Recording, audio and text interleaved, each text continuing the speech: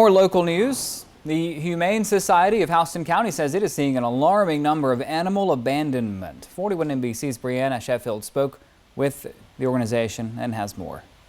I'm standing in front of the Humane Society of Houston County, where several animals have been abandoned by their owners. I spoke with the director, Dee Allison, on why this is happening and how it can stop. It is worse. There is no accountability anymore. There's more excuses. Allison says personal responsibility of pet ownership doesn't resonate with some people anymore. Basically, not spaying and neuter the ones that they've gotten, making excuses of, I can't take care of this animal anymore because I don't have time.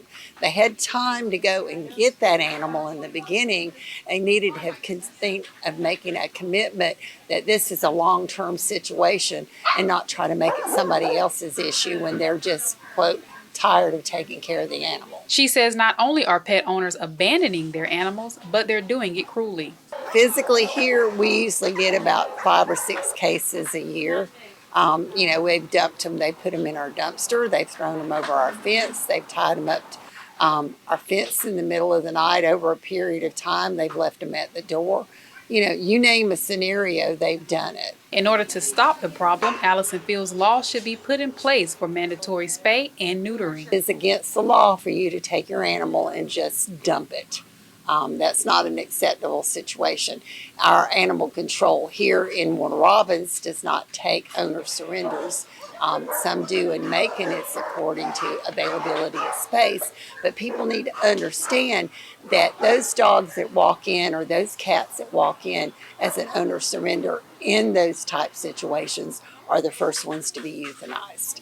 A lot of the other ones they have to hold for time period for somebody to come pick up. But when you drop your physical animal up there, they can be euthanized. They don't want to do it, but again, there's not the availability of space. Volunteer Laura Griffin says if you want to get an animal, realize it's a long-term commitment. And you're their family. Those babies are members of our family, and they trust you, love you, and when you abandon them, just to see the way that they're looking for you to come back to pick them up, and just how sad the animals become when they realize they've been left behind. Griffin says there is one thing she thinks can fix this. We can spay one cat or dog or neuter one cat or dog and help control the reproducing.